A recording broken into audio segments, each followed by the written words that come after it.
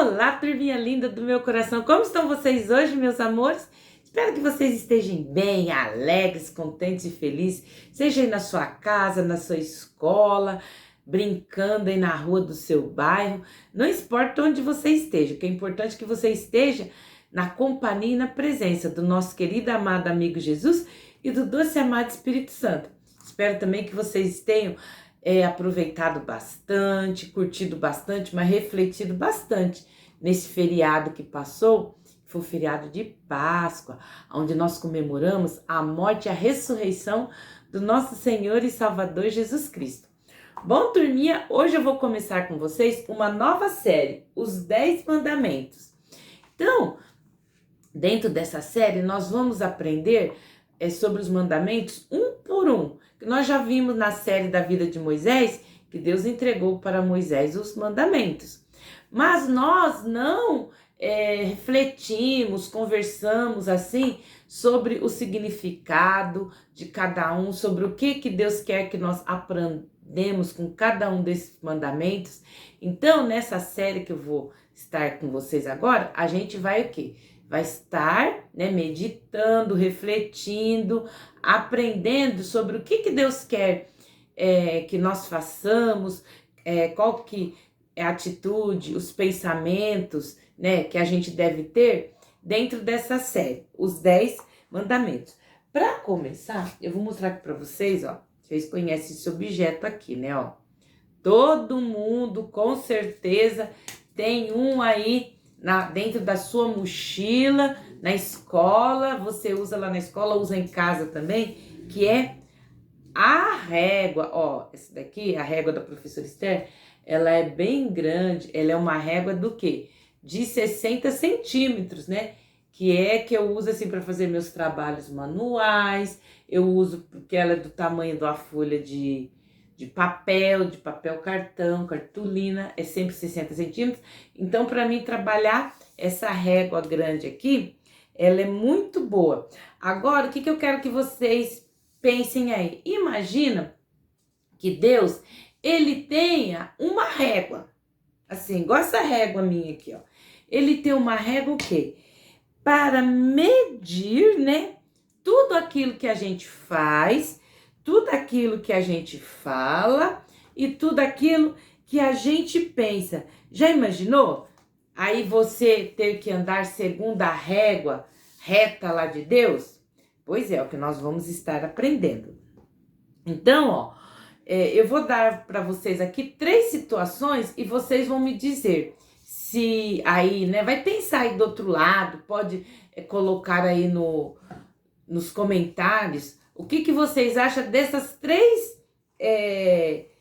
situações que eu vou colocar aqui para vocês. Primeira situação, roubar sempre é errado.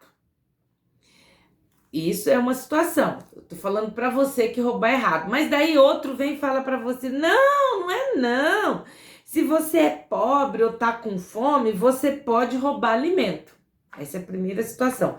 A segunda situação, eu digo para você, você disse para a professora que não copiou a lição de casa. E isso é mentira, né? Você falou, não, eu não copiei de ninguém a lição de casa, não. Isso é mentira. Mas, a situação B, está tudo bem. É que eu não queria criar problemas para o meu amiguinho de quem copiei a lição. Às vezes, não há nada de errado em se dizer uma mentira. E aí?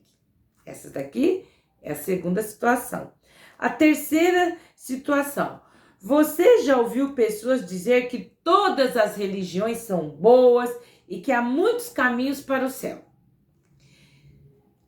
Esse é um grande engano, porque a Bíblia diz que o único caminho para o céu é o Senhor Jesus. Então, ó, às vezes você se pergunta sobre o que é certo e o que é errado.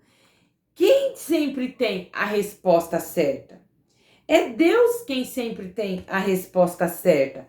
Porque, como eu disse, se ele tivesse uma grande régua para medir, e nós pudéssemos medir as nossas respostas ou as nossas ações com ela, na verdade, o que Deus diz é que tem valor.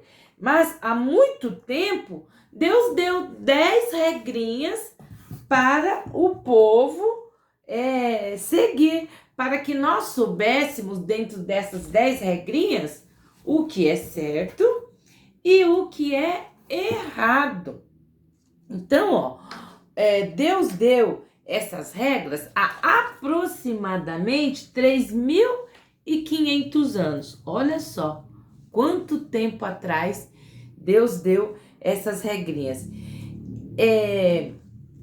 O povo, né, de Israel, quando ele vivia lá no Egito, nós já aprendemos já na série desde Abraão, né, na série dos patriarcas, na série de José, na série de Moisés, que o povo hebreu era o povo escolhido por Deus.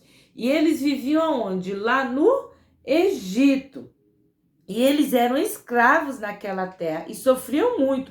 Os egípcios usavam os hebreus para construir as suas cidades. E todos os dias, debaixo do sol quente, o povo tinha que fazer tijolos de barro e argila e colocá-los um em cima do outro para fazer as construções altas e fortes. E os egípcios faziam os escravos trabalhar muito. Eles estavam ali no Egito como escravo. E quando eles não produziam o suficiente, eles eram espancados. E para os hebreus, essa vida era muito dura.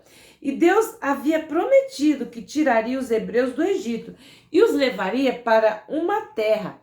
Deus, então, escolheu um homem para levá-los, tirá-los dali do Egito e levá-los para Canaã. O nome dele era Moisés. E Deus mandou Moisés ir até o faraó, que era o rei do Egito. E tá aqui, no livro de Êxodo, estou aqui com a minha Bíblia aberta, no livro de Êxodo, no capítulo 7 e no versículo 16, está escrito assim, o Senhor, o Deus dos hebreus, me enviou a ti para te dizer, deixa meu povo ir. E aí o faraó, que era o rei do Egito, não queria que os hebreus fossem embora. Ele queria mantê-los trabalhando no Egito. Porém, Deus, o rei dos céus, é muito mais poderoso do que qualquer rei terreno.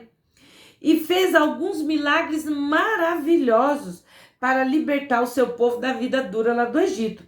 Vocês se lembram de algum desses milagres que Deus fez para forçar o faraó a deixar que o povo hebreu fosse embora? Vocês se lembram do milagre? Imagina, as 10 pragas que Deus mandou. Primeiro, Deus fez a água do rio Nilo se transformar em sangue. Todos os poços, todas as águas ali do Egito se transformou em sangue. Os peixes morreram, o rio começou a cheirar mal e os egípcios não podiam beber a água do rio.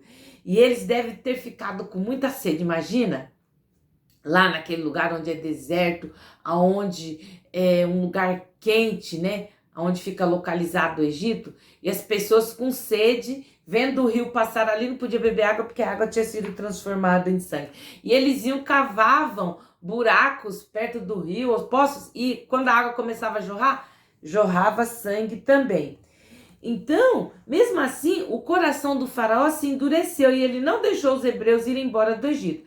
Então, Deus encheu a terra de rãs, para todo lugar que olhava rã. Já imaginou? Se olhar assim, né, a rã, a prima do sapo, a prima da perereca, para todo canto que você olha tinha rã. Já imaginou? As pessoas pisavam nas rã nas roupas de pendurada dentro dos armários, em cima da mesa, no banheiro, em cima da cama. E essas pragas que só atingiam os egípcios, porque na casa dos hebreus não havia praga alguma. O faraó, porém, estava determinado. Os hebreus não iriam embora do Egito.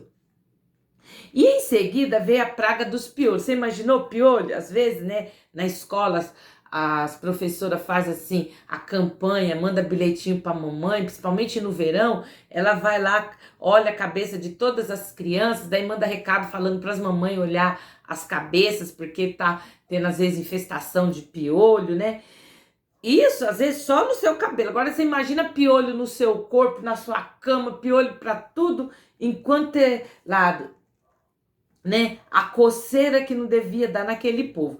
E os egípcios ficavam se coçando para tudo enquanto é lado. Foi muito desagradável. E aí, não ficou só nisso. Deus mandou mais pragas. Deus enviou a praga das moscas. Ela voava dentro do olho, entrava no nariz, no ouvido, na boca das pessoas, sobre os alimentos. Mas mesmo aquilo não convenceu o faraó a deixar o povo ir embora. Houve ainda a praga que foi o quê? Foi uma chuva horrível. O Senhor deu trovões e chuva de pedra e fogo desceu sobre a terra. Mas o faraó, de coração endurecido, não deixou os hebreus saírem do Egito. Ao todo foram 10 pragas. A última praga que Deus enviou foi a pior, porque Deus realmente teve que fazer coisas muito poderosas para fazer o faraó obedecer. A 10ª praga foi que os filhos mais velhos, né, de todas as famílias egípcias, morreram na mesma noite. E que noite triste! Você pode imaginar o choro que houve quando as famílias acordaram de manhã e descobriram que o filho mais velho estava morto na cama dele? Se o pai era o filho mais velho, ele estava morto. Se a mãe, que era a filha mais velha, ela estava morta. Então, houve lágrimas e choro em todo o país. Tudo por causa da desobediência do faraó e de seus oficiais. Eles não ouviram a Deus, então Deus teve que puni-los mais severamente. Mas, finalmente, o faraó dispensou o povo. Tá aqui, ó, no livro de Êxodo, no capítulo 12 e no versículo 31. Tá escrito assim, ó. Então chamou a Moisés e Arão de noite e disse: levantai-vos, saí do meio do meu povo, tanto vós como os filhos de Israel, e ide servir ao Senhor como tendes dito. Levai também convosco as vossas ovelhas, vossas vacas, como tendes dito, e ide abençoai também a mim. E os egípcios apertavam ao povo, apressando-se para lançá-los da terra, porque diziam: todos seremos mortos. Então, o faraó finalmente liberou o povo para que ele saísse dali. E assim os hebreus, milhares deles, partiram do Egito, caminhando pelo deserto, indo em direção à nova terra que Deus havia prometido a eles. Não houve milagres somente no Egito. Também houve milagres maravilhosos no caminho pelo deserto. Houve vários milagres. Por quê? Por exemplo, Deus dividiu o mar Vermelho para que o povo atravessasse. Quando as pessoas ficaram com sede, Deus deu a elas água de uma rocha. E quando eles ficaram com fome, Deus deu a eles o alimento especial chamado maná. Depois que eles viajaram por cerca de 3 meses, os hebreus chegaram ao monte chamado Sinai, onde Deus queria dar a eles suas regras sobre o que é certo e o que é errado. Então, ó, do alto do monte Sinai, Deus chamou a Moisés e ele, né, quando Deus chamou Moisés lá para perto do monte, ele se aproximou para ouvir. Moisés foi ouvir o que Deus queria falar com ele, né? Era para que todos obedecessem aquelas leis que Deus ia dar para o povo ali. E em seguida, né, Moisés foi até o monte. Deus falou: olha, Moisés, eu chamei você aqui porque eu quero dar as regras para esse povo viver, porque eles viveram durante tanto tempo lá no Egito como escravo, vivendo sobre as leis do Egito, e eles ainda não têm as suas leis próprias, mas as leis que eles vão seguir vai ser as minhas leis, as leis do céu. Então, depois que Deus foi e falou com Moisés, Moisés retornou e perguntou aos hebreus se eles obedeceriam o que Deus havia dito para eles. E todo mundo falou: sim, nós obedeceremos. Então, Moisés voltou para dizer a Deus que o povo havia prometido obedecer a ele. Então, em seguida, Deus deu a Moisés algumas instruções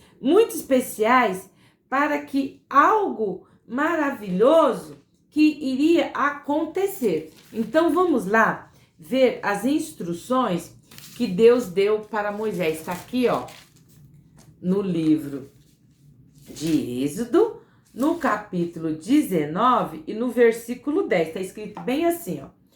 Disse também o Senhor a Moisés: vai ao povo e santifica-o hoje, amanhã, e lavem eles as suas vestes, e estejam prontos para o terceiro dia.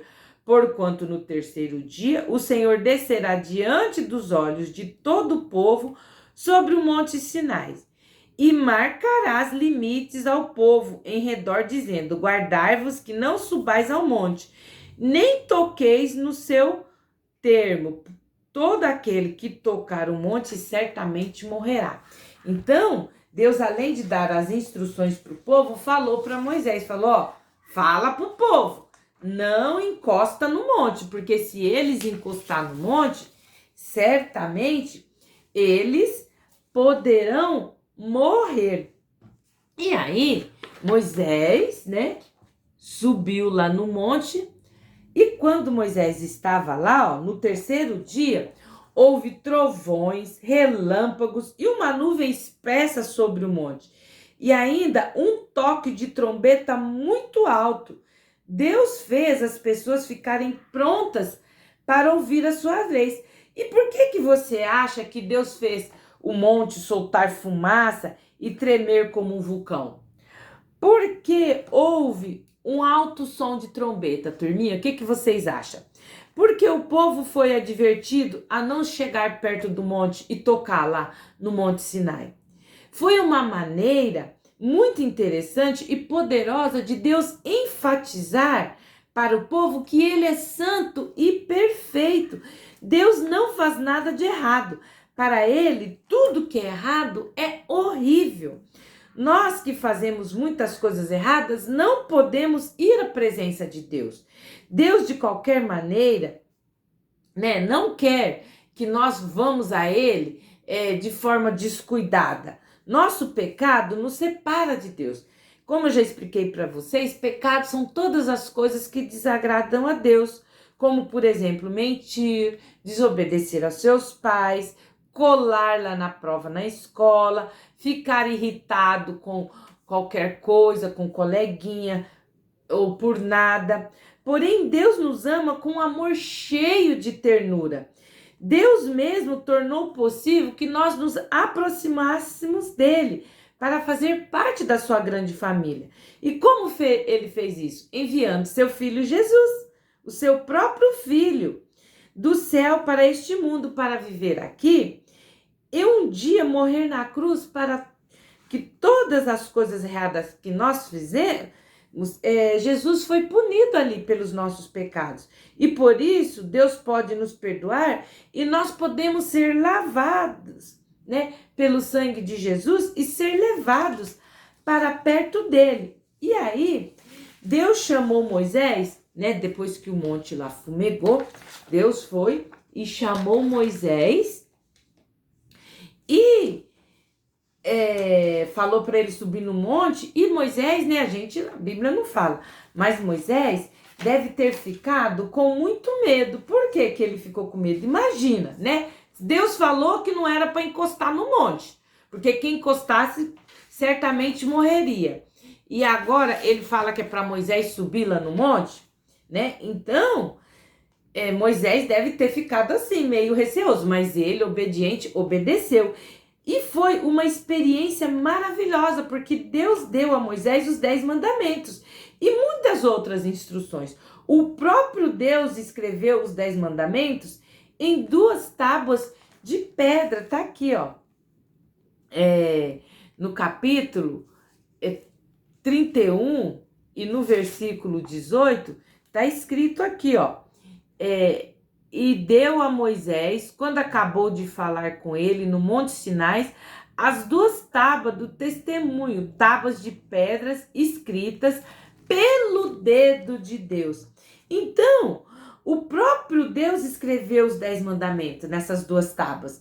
Nós não sabemos exatamente, né? A Bíblia não fala como Deus fez isso, Mas a gente pode imaginar, né, que o grande toque de Deus, Deus tocando assim naquelas pedras e saindo raios, né, da mão dele, e aquele raio sendo escrito ali, né, aquele relâmpago brilhante, e quando aquele relâmpago reluzia na pedra como se fosse uma caneta de luz, ia sendo escrito. E alguns desses mandamentos, né, dizem o que nós devemos fazer, né, e o que nós não devemos fazer, ó. Deus nos diz o que é certo e o que é errado. Então, depois Moisés diria para o povo o que Deus havia ordenado, que Deus não deu essas ordens apenas para o povo hebreu. Ele deu também para nós. Deus providenciou para que nós pudéssemos receber essas ordens. Não temos essas ordens escritas em pedras, não. Nós não temos, né? As ordens que Deus deu ali para Moisés escrita na pedra, como o povo lá de Israel recebeu. Mas aonde que tá essas ordens? Aqui, ó, na Bíblia, na palavra de Deus. Então, ó, hoje nós aprendemos que Deus tem a resposta para o que é certo e para o que é errado. E talvez você pergunte, por que Deus tem as respostas certas? Então, ó, eu vou dar para vocês três razões para que vocês entendam, né? Através, ó, dessas três figuras, por que é que nós devemos obedecer a Deus, e por que ele sabe o que é certo e o que é errado. Primeiro, ó, este círculo aqui, ó, nos ajuda a pensar na claridade e no brilho e na santidade de Deus. Então, para a pergunta, por que Deus tem as respostas certas? Deus tem as respostas certas porque Ele é santo, Ele é perfeito, Ele sempre cumpre as suas promessas. Foi por isso que Ele advertiu o povo hebreu quando fez o monte ficar cheio de fogo e fumaça. Deus sempre diz a verdade. Se Ele diz algo, nós podemos acreditar nele. Além de ser santo, Deus também, ó, Ele é criador do universo, das estrelas, do sol e deste mundo. Ele também fez você e fez eu. Então, se Deus nos fez, Ele sabe exatamente o que nós precisamos. É por isso que Ele deu as suas leis. Deus tem a resposta para o que é certo e para o que é errado, porque Ele é santo, porque Ele nos fez e Ele nos ama. Às vezes a regra que Deus nos dá pode parecer muito difícil e nós não gostamos delas, mas elas são para o nosso bem. Às vezes, os seus pais também têm regras aí para você. Por exemplo, eles dizem, ó, vai dormir já pra cama em determinada hora. Ó, 10 horas da noite do máximo você tá dormindo. Mas por que eu tenho de dormir 10 horas? Eu não quero, eu quero ficar mais assistindo TV, quero ficar mais brincando. Não, é regra, 10 horas você tem que ir pra cama. Porque os seus pais sabem que você precisa dormir no mínimo 8 horas, porque no outro dia, 6 da manhã, você tem que levantar, porque 7 horas você tem que estar na escola. Então, são regras que você tem que obedecer. E é porque o papai e a mamãe te amam e sabem que você precisa dormir. E algum dia, você pode dizer para a mamãe ou para quem cuida de você, né? Tá lá assim, uma caixa cheia de bombom, você fala, eu quero essa caixa de bombom, quero comer tudo. E aí a mãe, ó, ou o papai, ou quem cuida de você, fala, não, só um bombom. Ai, você não me ama, você não quer deixar eu comer.